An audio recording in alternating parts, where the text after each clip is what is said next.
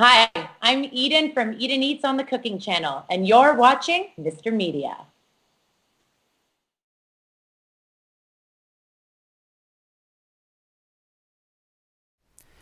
Today on Mr. Media, I'll talk to writer Pete Williams, the author of Obstacle Fit, a new, literally bleeding-edge fitness ebook for people who know 5Ks and half marathons are for wimps. Stick around, and don't be surprised if, when this conversation is over, you want to get down and dirty in the mud with Handsome Pete. Professionally, that is. He's a happily married man, ladies.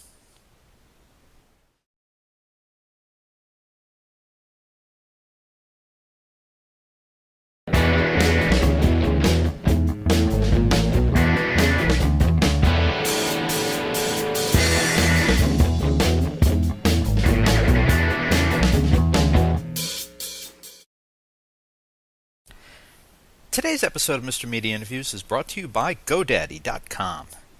You know GoDaddy.com from their wild and sexy commercials, but isn't it time you actually test drove their web hosting and domain registration services yourself? For a limited time, Mr. Media listeners can save 10% on the already low price of web hosting services at GoDaddy.com by entering the promo code POD4 at checkout. Again, that's 10% off web hosting when you go to GoDaddy.com and enter the promo code POD4, that's P-O-D, the number 4, at checkout.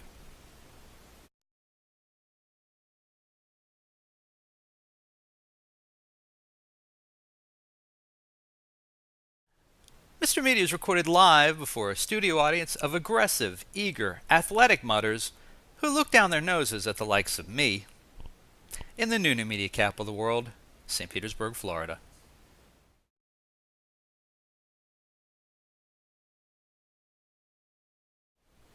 If author Pete Williams is on the show, you can be pretty sure that I'm going to be out of my element. The first time wasn't bad. His book The Draft was out, and we talked about what goes on behind the scenes at the NFL's college football draft.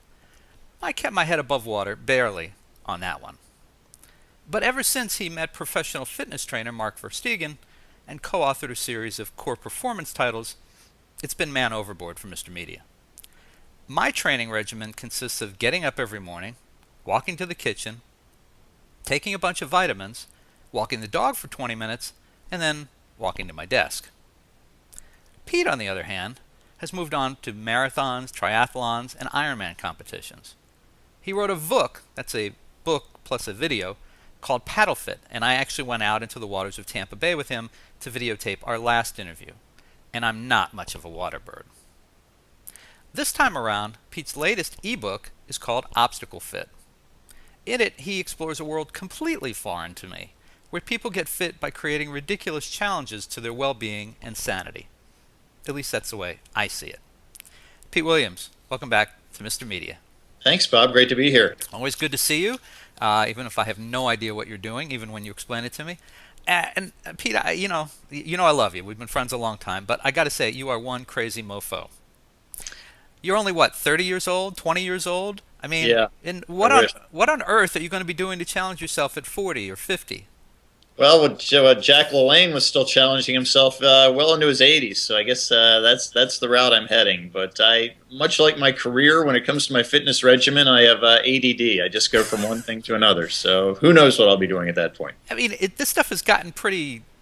I mean, there's a difference between going from 100 to 300 sit-ups or push-ups to doing this obstacle stuff, right? Really is when you're talking about two things. People use obstacle race and mud run interchangeably, and I guess that's okay, but you could break it down a little more. Some of these races are more focused on the obstacles. Some are more focused on just the silly, muddy, goofy, let's drink beer at the end experience. And so they are blended together. Some are more difficult than others, but the bottom line is people, I think, want to get away from just pounding the pavement, running on asphalt and concrete, something that almost necessitates wearing an iPod just to keep yourself from being bored silly. And so when you have these challenges that you don't know what's coming next, I think there's not only is it a better fitness regimen, but it's certainly more enjoyable and more entertaining. I think that's what's driving a lot of this. So, okay, I want to find out the details of Obstacle Fit, but before we do that, the last time we had you on the show, you were doing Paddle Fit.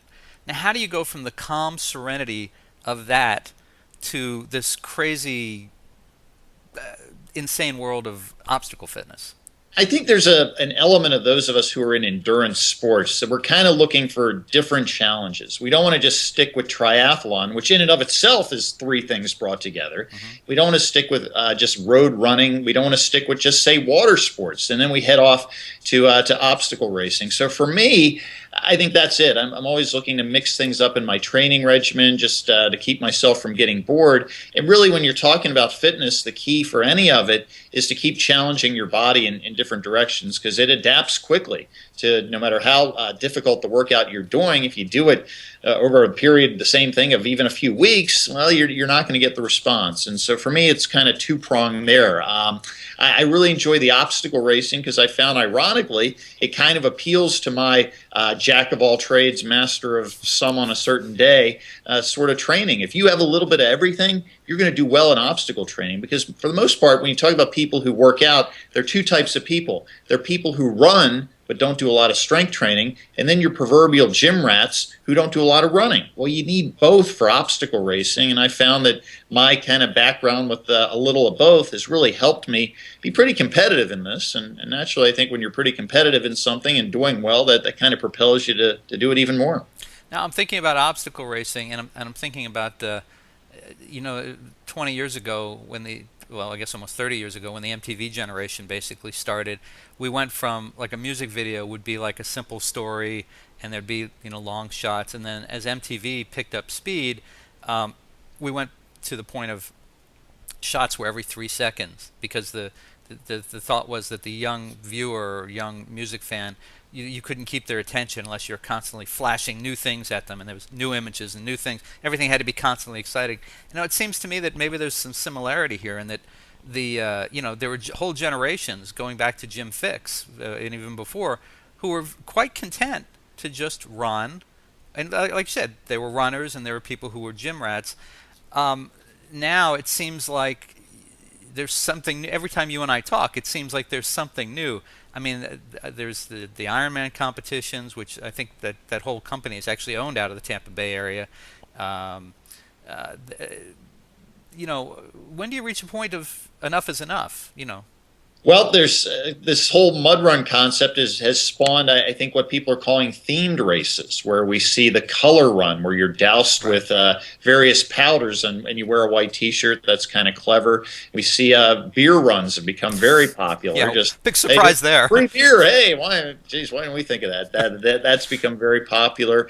Zombie runs, where you're chased with people dressed like zombies. So every theme that you can imagine is coming along. I think why obstacle racing might have some staying power, and again, I draw this distinction between obstacle racing and mud runs. I think I look at some of these mud runs more as just themed events where people just want to get muddy as opposed to challenge themselves via obstacles. I think obstacle racing to me is more similar to, say, the decathlon, where you're doing different things, or it's a long cross-country steeplechase, if you will, without horses. So I think that's going to have staying power. I think what's driving a lot of these themed runs right now is simply Facebook. People want those photos to just say, hey, look what I did. Look at me looking goofy, covered in various rainbow-colored powders. Look at me covered from head to toe in mud.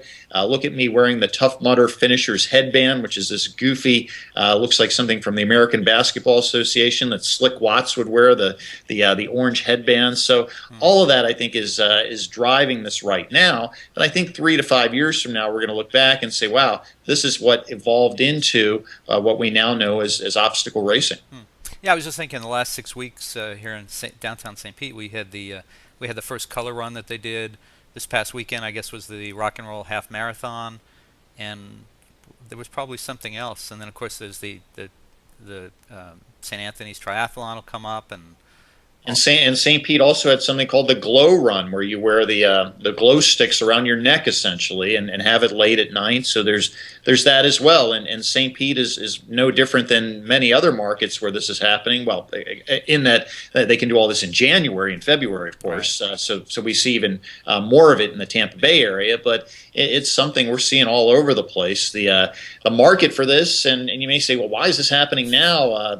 For most of us, at least here in Florida, we still think of ourselves ourselves is in a recession, not with discretionary income, but I think a lot of people are looking for experiences. The Tough Mudder founder, Will Dean, said something I think really resonates. He said, experiences are the new luxury good.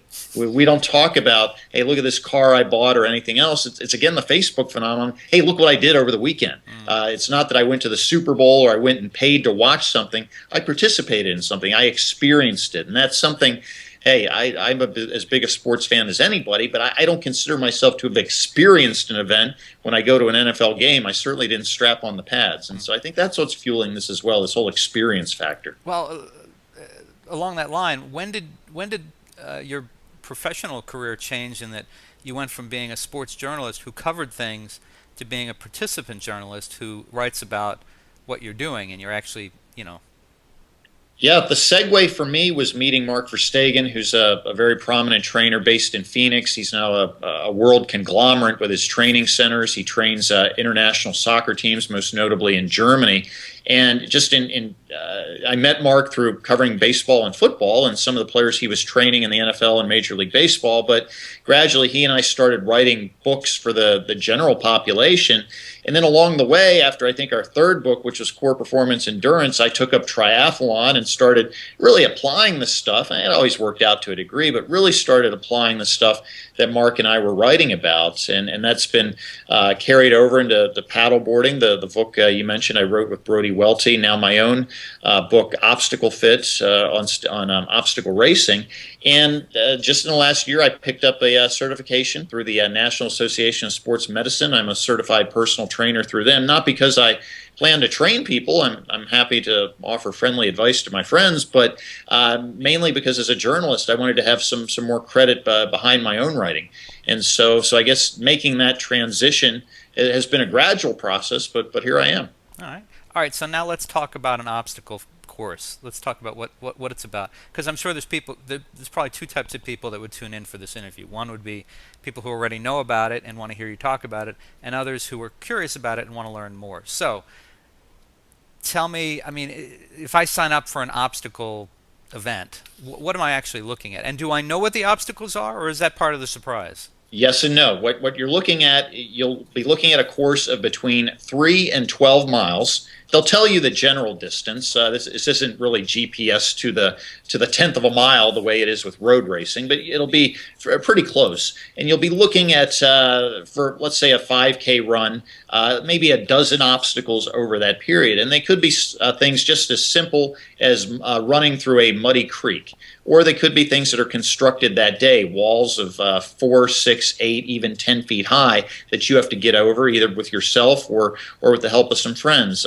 Lots of times you have to kind of crawl under barbed wire, usually through mud, which is something you think of in terms of armed forces boot camps and those sorts of things. And you're also going to have what I call fear factor obstacles, in that they're not particularly physically demanding, but boy, you're not going to enjoy them. Jumping in dumpsters full of ice water, for instance.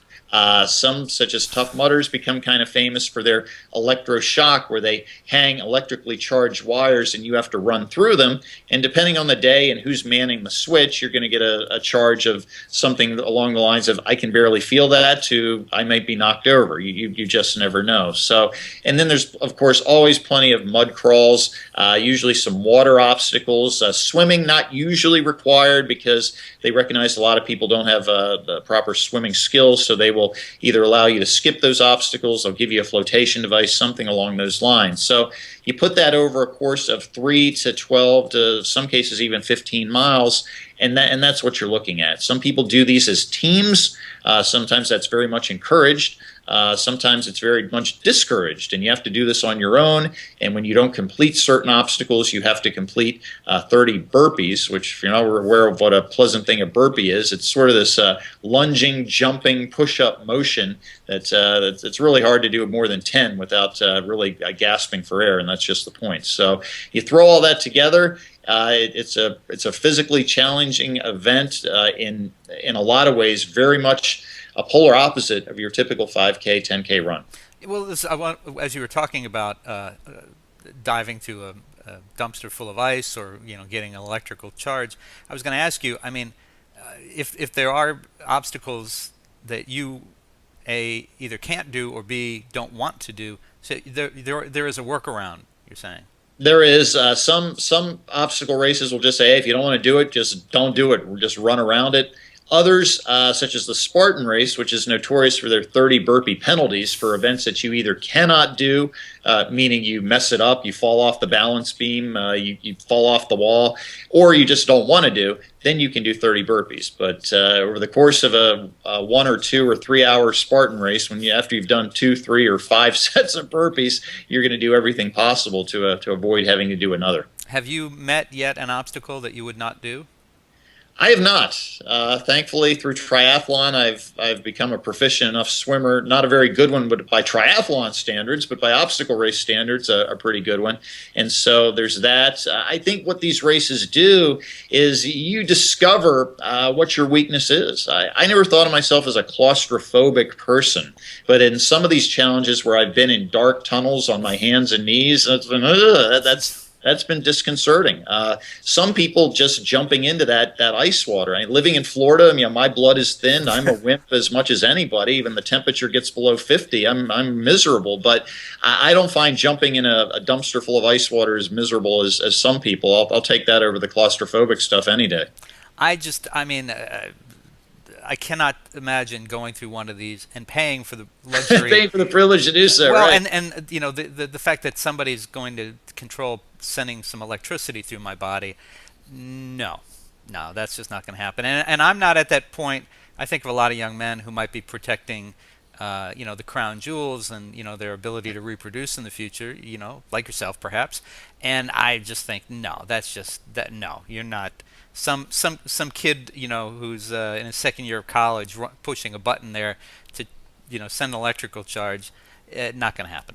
Well, the remarkable thing, Bobby, you talk about people paying to do this, and you and I have worked in the sports business journalism realm at various points in our lives. It's a really interesting business success story. When you look at the two most prominent races, Tough Mudder and Spartan Race, both of which are only 3 to 4 years from their incorporation. Tough Mudder went from startup to $70 million a year in about 18 months. The Spartan Race, which is founded by a former Wall Streeter named Joe DeSena, has recently gotten serious venture capital, title sponsorship from Reebok.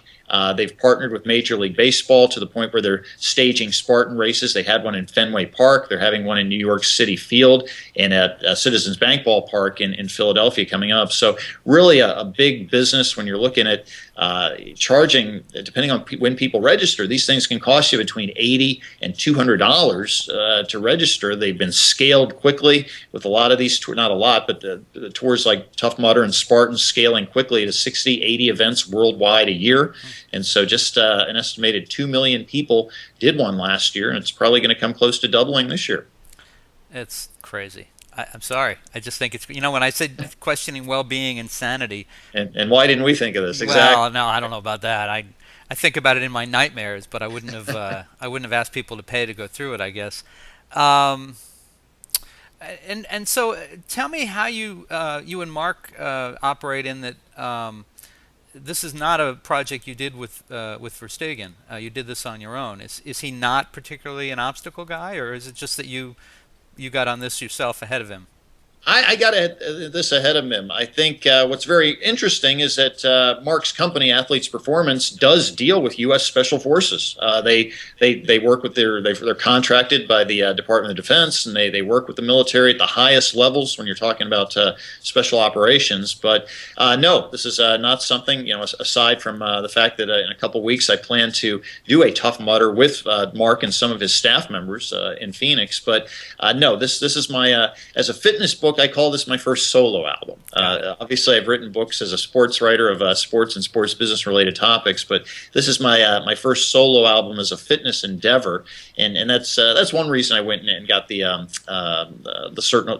a certified personal trainer through the National Association of Sports Medicine, because certainly wanted to have that credibility. I've co-authored so many fitness books, and like to think writing for that and many other magazines provide some street cred as well. But throwing all that together and just my expertise from doing, I've been doing these races for 2 years, which makes me an early adapter. And even before that, I did the Muddy Buddy race for 3 or 4 years prior to that. So I think I become a cagey veteran, if you will, in this this young but growing industry.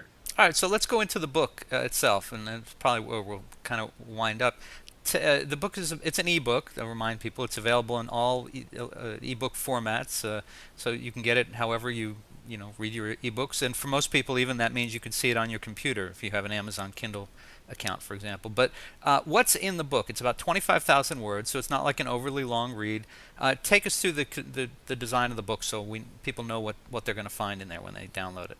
The book is two things. It's both how to get into this obstacle race endeavor, what you can expect for your first race, just the logistics of it, which race you should go to and why, what to expect from the various national races, some of the local ones. But more importantly, it's a training regimen. What I found as I went to some places that we're trying to train people for this is, again, you have this distinction. Even now, you have runners and you have your gym rats. These races, Tough Mudder and Spartan Race, have really aligned themselves with CrossFit, which in and of itself is a huge fitness success story of recent years. Like CrossFit, I do. But what I found the shortcoming with CrossFit is there's not a lot of running involved. And I discovered this as I started doing some of these races with friends who were avid CrossFit people who are shredded, in incredible shape. They would muscle through these obstacles with no problem. But then, I have to run another third to half mile to the next one. Well, that's a problem to repeat that over and over when your training does not provide you with a lot of running. I also know a lot of runners, people who do incredible times in 5Ks all the way up to marathons, but they do no strength training. So what happens to them when they get out on these courses? They run, they have no problem sprinting from obstacle to obstacle, but they struggle getting over the obstacles and challenges themselves. So I thought, what if we could come up with a regimen that integrates both of these? Because I think typically with fitness, you have your muscle heads who go, hey, today we're going to do some cardio. Or you have runners who say, hey, today we're going to get in the gym. Well, this program says, well, why don't we just integrate them both? And why don't we do it so we can be outside as much as possible to mimic these races? One of my favorite workouts is to run through a park and just use whatever is there. I have routines where you grab a park bench and you do push-ups and dips off the park bench. You hurdle just about anything in your path that comes along. You can, in my particular park by my home, they have those free mulch. You can grab free mulch. It seems like nobody ever grabs the mulch, and so mountains of mulch form, so I climb up the mulch. You can use a playground. And think of what your kids are doing. They're mimicking a lot of the same movements. In fact, there are monkey bars in just about every obstacle race you're going to do. When was the last time you actually went on the monkey bars yourself? So as I encourage parents in the book, hey, when your kids are in the playground, put down your smartphone and actually pay attention to your kids, and better yet, get out on the playground with them, go over the monkey bars, climb through those tubes for the slides. You'll find that is going to really prepare yourself for obstacle races as well. Okay, a warning, parents, about going through mulch. Mulch is where you may find ticks and other things like that, particularly in Florida and maybe the Northeast. I would think twice about the mulch. Yeah, but then again, Bob, the mulch and the mud and the other things you're going to encounter in the obstacle race itself. But yes, hazards of the endeavor. Yeah, Absolutely. I mean, Lyme disease, ticks, that might not be worth that. But again, I'm not one who's going to do an obstacle course anyway, so maybe I'm just being overly parental here with my young friend. So Pete, you know how this business works. You're only as good as your next project. So Obstacle Fit is out. You're out talking about it. Do you have something coming up next, you and Mark, or you alone? We do. Mark and I are planning our 6th book, hard to believe, an endeavor. We've started working on our first one over a decade ago. The Core Performance, the original, continues to be a fitness bestseller around the world. We're big in Germany and among other places, Japan. And we've had 4 Core Performance books after that. But the book we're working on now is a little different. It's beyond what we call our Core Performance franchise. We're working with some tentative titles, but I think what this is going to be, it's going to be a more integrated, challenging lifestyle system, if you will, whereas we're not just challenging you to change your nutrition and your exercise regimen, which we are. We're asking you to look at the whole 24-hour cycle. to take a look at your sleep, take a look at your recovery habits, take a look at everything that you have in terms of your day-to-day time management and how this can work into what sort of a perfect day if you make everything, if you hit all your targets throughout the course of a 24-hour cycle. So I think that's sort of going to be the magic mojo of this book. Okay, we know you can probably adhere to a diet. We know you can probably adhere to a regular routine, but can you do everything that really is going to make you a high performer and elite achiever? And so that book will be coming out around January 1st of 2014. Great. Glad to hear it. Like to see my friends still working, keeping busy. That's right. All right, well, folks, listen, you can find Obstacle Fit, the new ebook by Pete Williams, on great e-readers everywhere, or you can order it right now at a great price at MrMedia.com, and that will be for Amazon for Kindle readers. We have that on our site. Pete, is there a website you want to send people to for more information? Yeah, absolutely. Obstacle Fit is not just a training program. It's not just an ebook. It is a community. It's a daily training regimen that you can find at obstaclefit.com, where we have training regimens updated every day. We have what I think is the most definitive obstacle race calendar. So wherever you are, you can plug in your state and see all the races coming to your neck of the woods sometime soon. Great. And as usual, you can also be found, I guess, on Twitter and Facebook, those kind of things? Twitter and Facebook, and PeteWilliams.net as well. Very good. Well, Pete Williams, always a pleasure to have you. You never cease to amaze me and scare me. So thanks for joining us today on Mr. Media. Good luck with the new book. Thanks so much, Bob. Really appreciate it.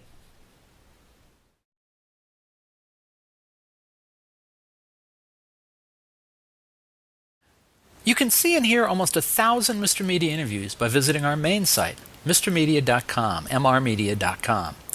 Or check out the more than 200 video interviews on the Mr. Media radio site on YouTube. And I'd sure appreciate if you'd show some love for Mr. Media's advertisers, including Stitcher. Apple named Stitcher a top 5 news app of 2011. It's a free mobile app for your smartphone or tablet that lets you listen to your favorite shows and discover the best of news, entertainment, and sports on demand. You can listen whenever you want to more than 5,000 shows, get customized recommendations, and discover what your friends are listening to. My own list of Stitcher favorites is pretty eclectic. I start my day with an hour of MSNBC's Morning Joe with Joe Scarborough and Mika Brzezinski. Then it's the latest 2-minute update from the Onion News Network. After that, I'll listen to WTF with Mark Maron, Here's the Thing with Alec Baldwin, HBO's Real Time with Bill Maher, and excerpts from E's Chelsea Lately and The Soup with Joel McHale. Also in regular rotation on my Stitcher playlist, the BS Report with ESPN's Bill Simmons, the TechCrunch headlines, and the Don Geronimo Show. The latest episodes of each show, whether originating from broadcasts, cable TV, radio syndication, or podcasts, are continuously updated. Stitcher is a free app for your iPhone, iPad, Kindle, Fire, BlackBerry, Droid, and more. And show your support of Mr. Media by getting, did I mention it's free?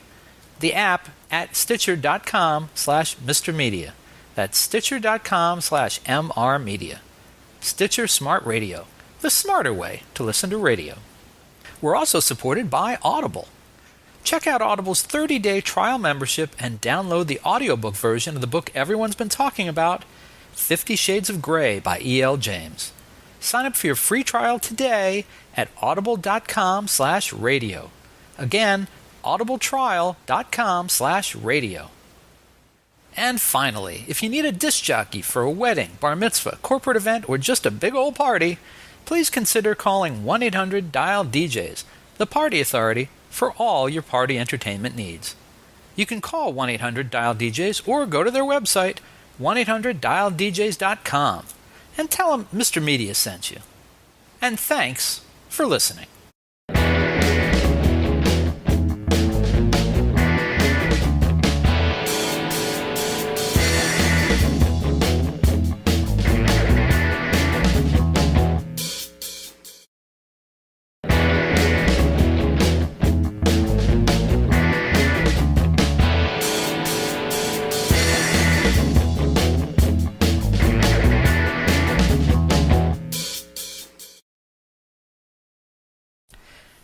Today's episode of Mr. Media Interviews is brought to you by GoDaddy.com. You know GoDaddy.com from their wild and sexy commercials, but isn't it time you actually test drove their web hosting and domain registration services yourself?